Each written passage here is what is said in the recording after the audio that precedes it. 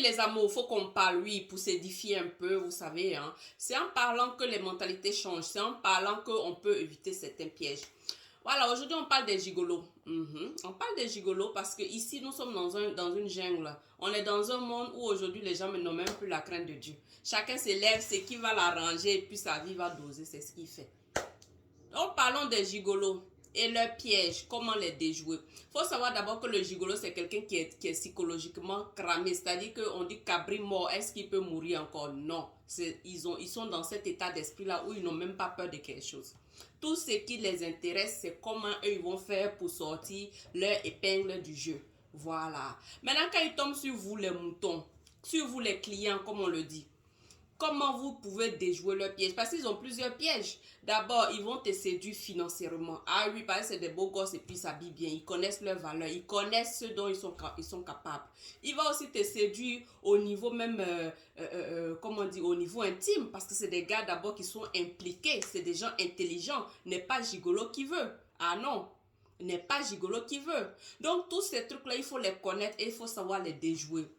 Ensuite, même au niveau relationnel, ils vont vous mettre dans une forme de relation, une espèce de cage, une espèce de prison dorée où vous serez aimé par tout le monde. Dès qu'on dit, oh, c'est la femme de monsieur Tan ou bien la femme de monsieur, de tel jeune homme, tout le monde vous applaudit, on vous aime et tout et tout.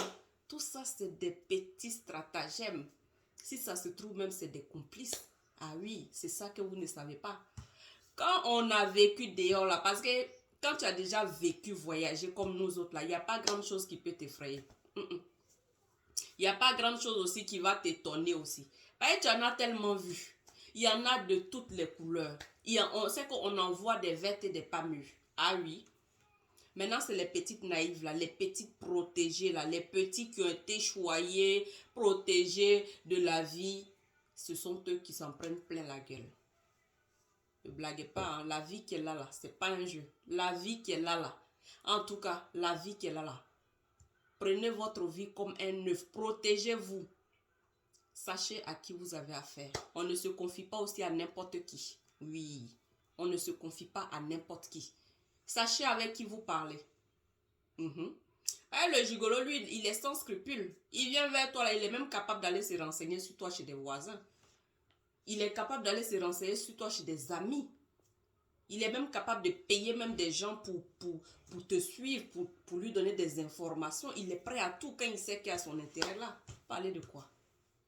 Maintenant, une fois qu'il rentre dans le vif du sujet, c'est-à-dire que quand il commence avec toi, il a ton dossier, il connaît tes points faibles là. Mais sache que c'est quelqu'un qui va en guerre. Ah oui, il n'est pas là pour perdre. Donc, il est tellement... C'est qu'il vise tellement sa proie que pour sortir de ses mains, en tout cas, il faut être fort. Il faut être aguerri. Il faut être quelqu'un aussi qui se connaît. Quelqu'un qui a de l'affirmation et qui est en phase avec soi-même. Ah oui, c'est très important. Vous n'allez pas vous faire avoir comme des petites débutantes. La vie qu'elle est là, c'est qu'on est là pour vivre notre vie. On est là pour profiter de la vie. On est là pour refléter le bonheur, pour respirer la joie et la paix du cœur. Comment quelqu'un va te mener en bateau, va te mettre dans un système, une espèce de prison psychologique dans laquelle quand tu ne le vois pas, tu ne manges pas. Quand il ne t'appelle pas, tu es paniqué. Et puis tu es assis dedans et puis lui il vit sa vie. En gros, c'est qu'il fait de tes émotions son tam-tam. Donc il tape comme ça, tu es content. Le jour qu'il ne veut pas que tu ris là, tu ris pas. Tu as donné ce droit-là à qui? Et pourquoi? À cause de quoi? À cause de quel bangala? À cause de combien? Maman, notre vie est très précieuse. Il faut la protéger. Protégez-vous. Protégez votre vie. Sachez à qui vous avez affaire. Et quand vous avez affaire à un gigolo, à un joueur de dames, ben, montrez-lui que vous n'êtes pas un client au fait. Donc là où il est arrivé là, c'est dans le haut de gamme. Soit vous jouez, soit vous respectez. Parce que souvent quand il voit que bon, tu ne rentres pas dans le game là, le respect s'impose. C'est automatique parce qu'il sait déjà que au niveau financier, tu gères. Au niveau même que ce soit... En tout cas, tu te connais. Voilà. Donc, il ne peut pas te traumatiser avec le Mougouli. Il ne peut pas aussi te traumatiser avec le djer. Il ne peut pas aussi te traumatiser avec les émotions parce que tu ne connais pas, tu ne te connais pas toi-même un genre. Donc, lui, il va faire de tes émotions son tam-tam. Voilà, il y en a comme ça, ils sont doués pour ça. Ils te mettent dans une espèce de prison psychologique où le jour que lui il veut que tu ris, c'est là que tu vas rire.